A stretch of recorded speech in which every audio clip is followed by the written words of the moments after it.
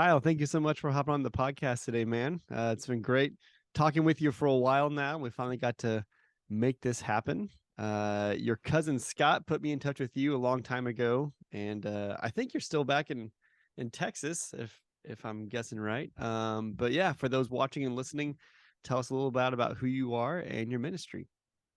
Yeah, Jeff, it's an honor and a privilege to be here. We have been trying to make this happen for a long time, and I'm stoked that it's happening right now. And kudos to my cousin for the connection. It's a small world and getting smaller. But yeah, Mm-hmm. my name's Kyle Wassom. I'm the student pastor of Bear Creek Church in Katy, Texas. So if you're not familiar with where Katy is, you look at Houston and go left, and you'll find us. That's right. Uh, so that's me. I've been here for almost 4 years. Have been in student ministry. This is year 16. I know I don't look like it. I have a baby face, and I'm counting on that being an advantage to me later on in life. Yeah. But I've been in student ministry since I was a freshman in college. Um, we'll celebrate 12 years of marriage to my wife Kelly in January. We have two little girls, Harper and Hadley. We have a dog, we have a cat, and our life is always crazy. And so, yeah, I love student ministry. It's one of those things that God called me to when I was in high school and never wavered from it.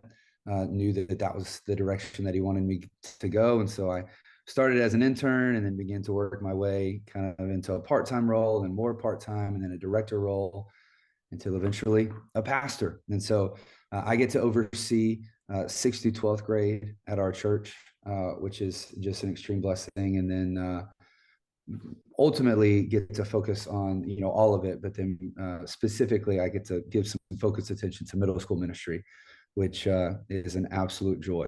So that's a little bit about me. I mean, there's other things that I could say, but that's the gist. Yeah. Cool. Appreciate it, man. Yeah, I think our tracks, the ministry have a lot of similarity, being called in high school to youth and working part-time interns. And then, yeah, so that's awesome, man. We need, we need people like you who are in it and enjoy it and see the long-term benefits and reasons to be in it. So that's great, Sure, dude. That's great. sure. So for this episode, we're talking about the importance of prioritizing the right things in your youth ministry. I know we're officially using the focus labels in this case for culture over attendance, but I feel like Mhm. there are related terms and interchangeable terms people could put in there. I think maybe a more general way to describe the tension would be long-term desires and vision is better than shallow and short-term markers of success. Yeah, yeah. So Kyle, you've been in the game for a long time. Let's start by looking over your time in youth ministry. What are some examples where you've seen those short-term successes and measurables become the priority? And then if you've seen those, what happened in those spaces in the long term? Yeah.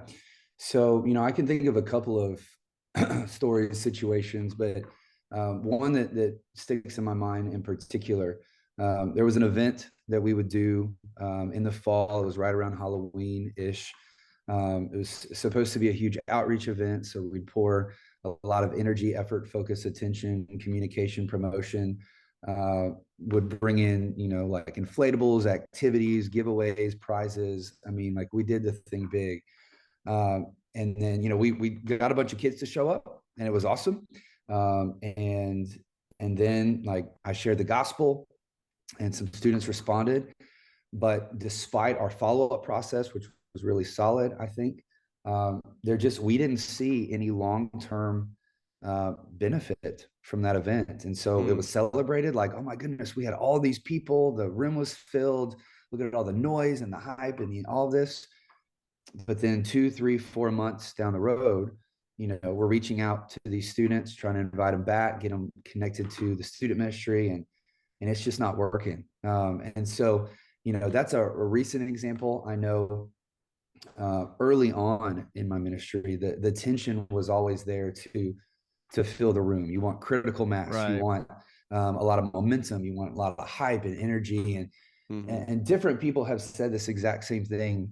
So, if I quote one person and the quote actually originated from somebody else, I feel like I'm going to get blasted. But the quote itself is, whatever you bring them with, you've got to keep them with. And so if you bring them with hype, then you've got to keep them with hype. And Yeah. obviously, this generation of students, they are so they're not lacking in entertainment. Like there's not much that we can do to really that's going to be cutting edge and new. There's Solomon says in the Bible, like there's nothing new under the sun, right? In Ecclesiastes. And so for me, like over the last, I don't know, it's kind of been a mindset shift over the last probably 4 or 5, 6 years.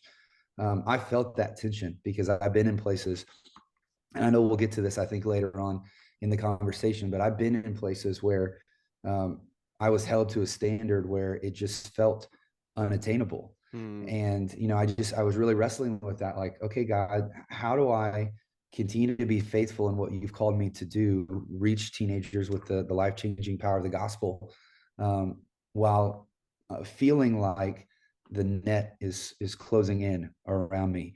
And so, I've just kind of gotten to the point, having been in ministry for as long as I have, that I've just realized, man, having an amazing event, getting hundreds of kids here is amazing. But in my opinion, what happens after that, honestly, oftentimes and more often than not, is more important than actually happens that night or that weekend or whatever. Mm-hmm. And so I've chosen to just go the route of, hey, numbers are a good thing, but they're not the thing. They help kind of figure out where we are, what's going right, what maybe we need to tweak. But if you live and die with numbers, you're going to live and die, and Yeah. you're going to miss that encouragement, that call that God has on each one of our lives as youth pastors and youth leaders and volunteers to be faithful. God's going to be fruitful when we're faithful, and that's one of the things that we've seen uh, at our church over the last probably I don't even know. Bear Creek was given a pretty prestigious honor recently as a fast growing church, and I think it's really because we're just being faithful. We're not doing anything necessarily flashy, but like I said, I believe that God honors obedience. He honors faithfulness. So hopefully that answers your question, man. I think that it's it's easy to focus on short term. The long term game is a whole lot harder because the results aren't immediate. Mm-hmm. But one of the things that I learned in business school when I was in college is, hey, the true test of an investment is not the days, weeks, months, sometimes even years after you make it, but it's the stepping back and going, okay, when a sixth grader enters a ministry, it's chaos for many sixth graders, right? But then you step back, and if you're not careful, you could have a small group where they're just chasing rabbit trails and all confused, and you feel like maybe, man, I missed the mark, I failed. But it's not until stepping back 3, 4, 5 years later and going, wow, that kid's a sophomore, they're a junior now, and look at what the Lord is doing in their life. And so that's why I try and remind myself, don't get so focused on the short-term stuff, don't get so focused on the numbers. I believe that when you're faithful to the Lord, He'll be faithful to you, and Mm-hmm. that doesn't just prove itself or show itself uh, individually, personally, but also professionally in ministry. Yeah. No, that's a great perspective, man. It's a great answer. And um yeah, it's I think this question, at least for this part of it, I mean, you alluded to something that we'll get to in a little bit, but also I think when people are first looking at this question for themselves, whether they're an intern, a volunteer, a seasoned youth worker, ego and pride, even if it's not overbearing and you're not really seen as an arrogant person, you do want to be affirmed and like, okay, I'm doing things right because here's what I'm seeing. And Right. and that evidence or that drive isn't bad, but especially in an entertainment driven culture, right? Whether it's students inundated with technology, whether it's just the social appeal of having likes or shares or things going viral, or the loudest voice wins, whether it's right or not. Um, Mm.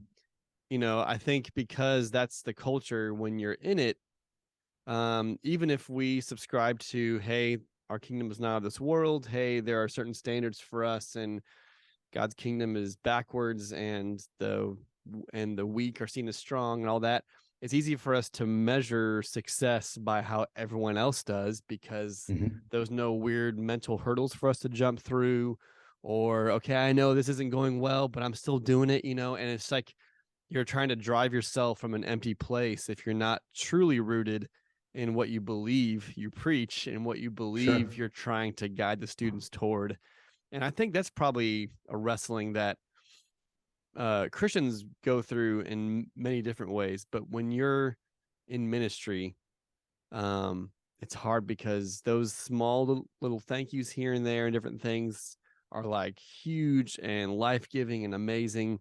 But there's always that pursuit or that hustle of wanting to have more just to have more, or to have more to prove your own worth in ministry.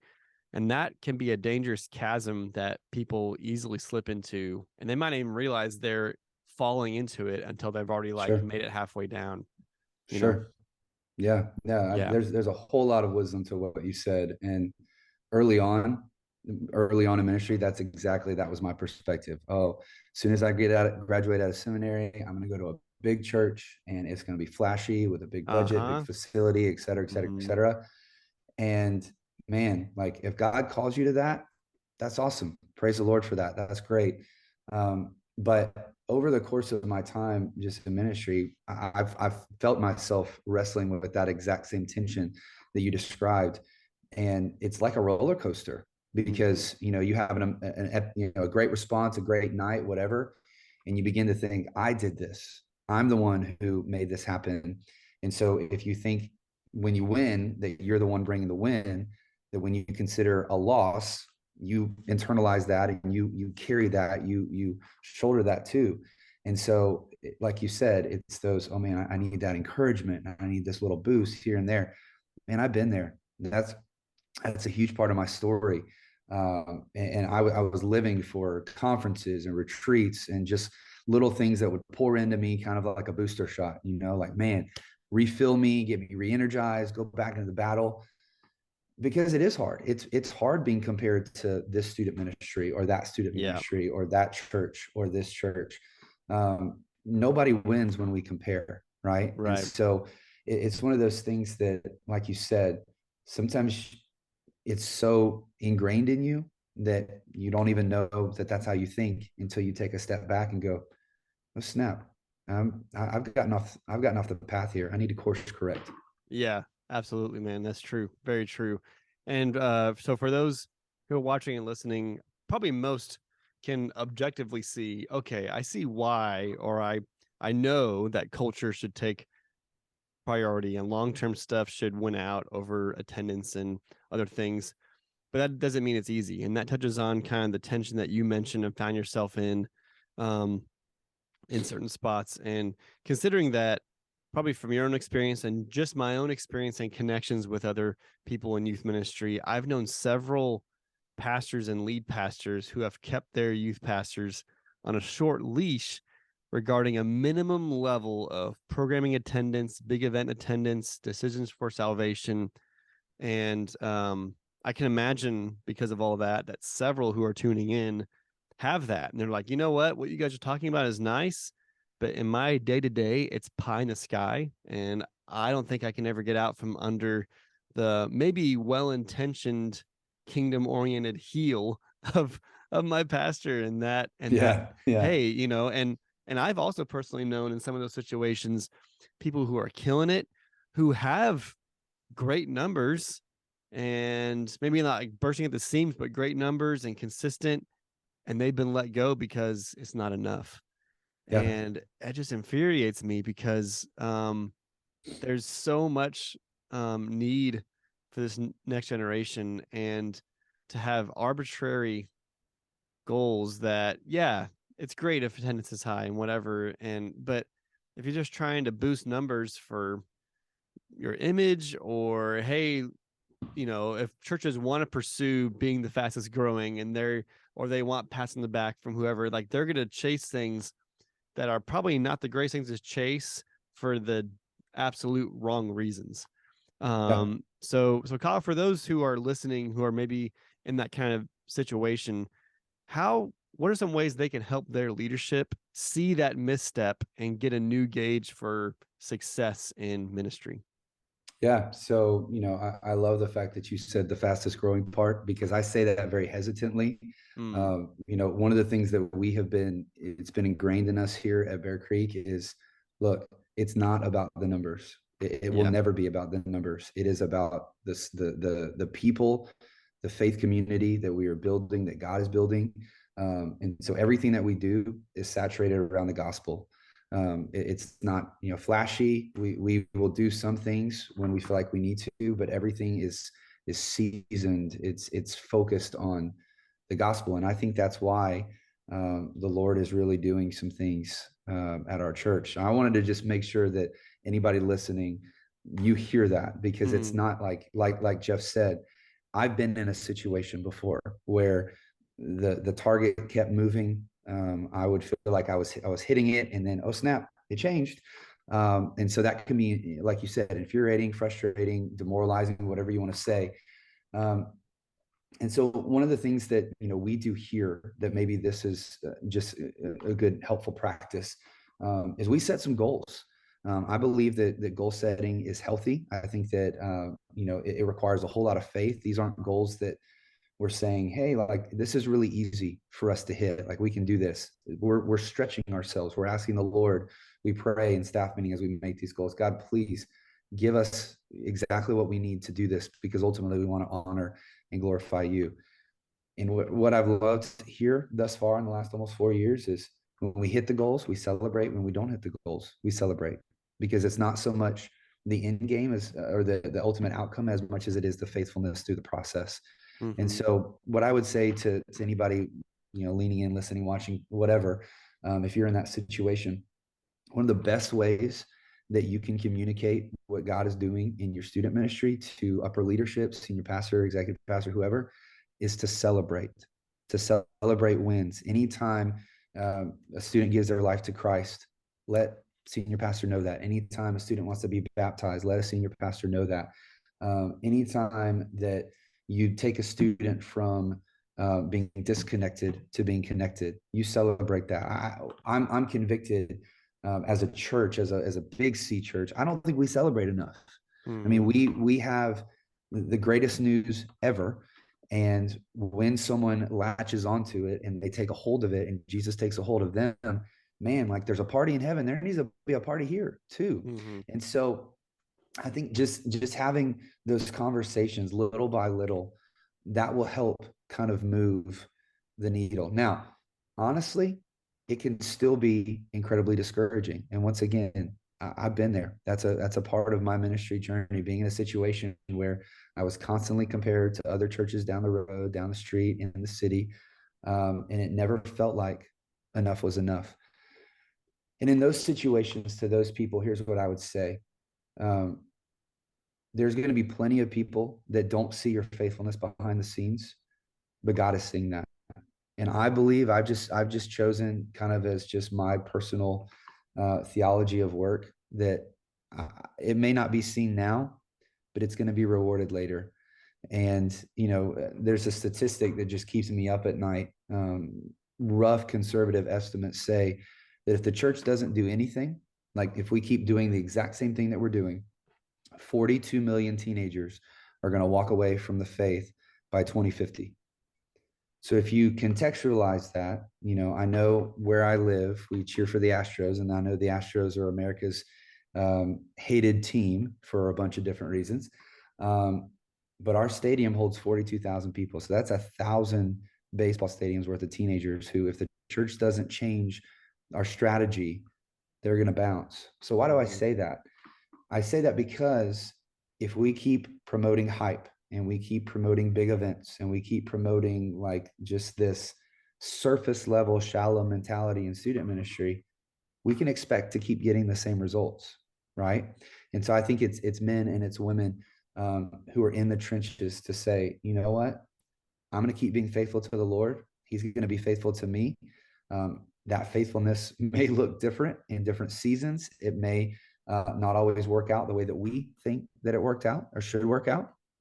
But at the end of the day, you don't ultimately answer to your pastor, your senior pastor, your executive pastor. You ultimately answer to King Jesus. He's called you to the greatest job, the greatest calling that anybody can outside of, parenthood, spouse, etc. So I just think, man, I have such a burden, such a heart for youth pastors, youth leaders, youth volunteers who are trapped in that numbers game because it's a Yeah. hamster wheel. And eventually, if you're not careful, if you're not intentional about caring for yourself, caring for your soul, you're going to burn out.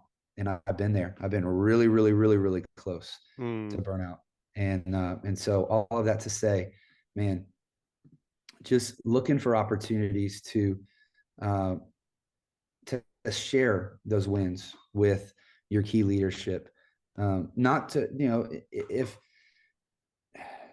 it's just really hard, Jeff. It's really hard. I could talk so long about this, and I know that we don't have time to do it, but I've been where many people are. I've cried those tears. I've languished. I've anguished. I've been frustrated. But I'm at a point now, kind of on the other side of all of that, where I go, okay, God, I'm going to put my faithfulness, my effort in your hands, and I'm going to ask you to do it. And that's one of the things that we're seeing here. We're seeing the Lord do those things because we've made goals and we want to hit those goals. But at the end of the day, every one of those numbers is a soul. Every single one of those souls is a student who King Jesus died for. And so, whatever you can, I mean, obviously, like outside of this podcast, this episode, feel free to, at the end, I can share contact information, get in touch with me. Yeah. I've been there. That's a part of my story. I know it's hard. I know it's discouraging sometimes, but Jesus had a youth group of 12 and one of them deserted him. Right. So Mm. like, we're not guaranteed success. He's the greatest leader, greatest small group leader, greatest shepherd that the world has and Yeah. ever will ever see. And so, like, we just gotta compare ourselves with him. And anytime we do that, obviously we'll fall short. But when we look at how much he loves us and how what he thinks about us, we can keep serving with faithfulness, knowing that he's got the results. Yeah. No, that's good. That's a good word, man. And I think that last part too, like I love the celebrating wins. I love the keeping the perspective, having other people help you keep it. On that same note, having people around you who help hold you up, and sometimes more literally than metaphorically, they are holding you up because Yeah. it can be. I mean, ministry burnout is real. I know it's talked about a lot, and people tend to tune out because how much it's talked about. But there's a reason it's talked about as much as it is, especially with COVID. Uh, Yes. Political polarization. There's just a lot of real danger and potential out there for burnout. So Yeah. that's good. That's a good word, man. All right, let's give our listeners and watchers a short list of some clear takeaways. So, bullet point, short list here. What are some ways that youth pastors and youth workers can make sure the culture, vision, overarching long term stuff is more important than arbitrary short term check boxes? Yeah, yeah. Obviously, celebrate. Number two, continue to cast vision to your team. Yeah. The more that you remind them, we think we say it 3 times and we're good, but by the Yeah. third time, they're just hearing it for the first time. Yep. Yep. So continually repeat that. Continue to celebrate when you see the Lord doing those things, and He will. Like I said, I've seen Him bless faithfulness. I know He does that. So celebrate, continue to cast vision, continue to care for yourself, because, like you said, Mm-hmm. ministry is a marathon. It's not a sprint. I thought it Yep. was a sprint when I was a young leader. Oh my goodness. I skinned my knees. I cracked elbows, got some bumps and bruises and dents along the way. So ministry is a marathon. It's not a sprint. Surround yourself with people who will encourage you, support you, uphold you, and ask God as well. This is kind of an understated thing, but ask the Lord to begin to kind of remove some of those false mentalities from leadership and just, Mm-hmm. hey, God, like this is the way that I see it. And this is the way I believe you've called me to see it. And this is the way that I think will work. If that's in line with what you want, God, then just move the needle without me even having to do anything. Right. Because Yeah. like you said, short leases are a real thing. But oftentimes I think we put too much emphasis on what we can do and not enough emphasis on what God can and wants to do. He wants to Mhm. build his church. He wants teenagers to come to faith. He wants them to be lifelong followers of him. And so he's going to bless that when we're faithful. Yeah. Awesome, man. Love it. Love it. What are some ways people can keep up with you and connect with you online? Well, I'm on all of the social media platforms, Instagram. I'm not on TikTok yet. A lot of my students are trying to get me on TikTok, but I don't know if I'm cool enough for TikTok. Facebook. Yeah. I serve at Bear Creek, so you can get my church email from the Bear Creek website. Um, but I've had a lot of people over the course of 16 years really be a support and encouragement, a holding up, like you said, Mm, for me. And if that's you, and there's something inside of you listening to us talk that says, hey, I would love to reach out to him, do it. Don't hesitate. yeah. I'll call you back. I'll text you back. I'll DM you, whatever. I just care about healthy leaders, and I care about long-term youth ministry investment, because that's what we need to avert this 42 million exodus. We need to build relationships and culture over hype and short-term things, like you said. Yeah. For sure, man. That's a good word. Kyle, thanks again for joining us, dude. I'll be praying for you and praying that people around you Likewise. continue to hold you up. And yeah, let's keep getting it for the next generation. Thanks, bro. That's right. Get it, guys. Thank you, Jeff. Thank you all. Well, that does it for today's podcast episode. Thanks so much for tuning in. If you haven't already, please like this video and subscribe to this YouTube channel so you can have a heads up about when we have new content. Also, if you ever listen to podcasts in the car or somewhere else, please follow us on your podcast player of choice. We are on every single one of them. If you haven't already, please check out our website, youthministrymaverick.com. There you can see a comprehensive list of our guests, their bio information, a list of ministries that can help you in your own ministry, some articles I've written, and a store where you can get some podcast merchandise. Also, we have a big ask. If you would go and leave us a review on Apple Podcasts, not just a rating, but a review, take a screenshot of it and send it to me on social media.